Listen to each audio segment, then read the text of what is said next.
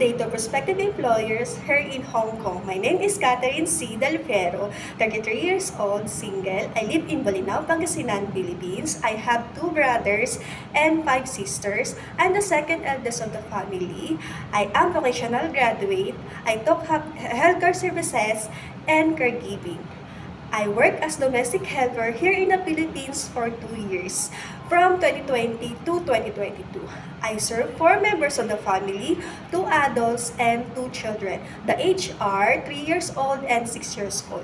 My duties and responsibilities are taking care of the children, taking care of elderly, cooking foods, cleaning the house, laundry, ironing, car washing, washing dishes, and garden keeping.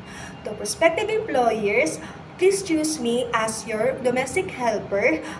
I promise that I do my duties and responsibilities. I follow your rules and regulations, ma'am and sir. Thank you and God bless.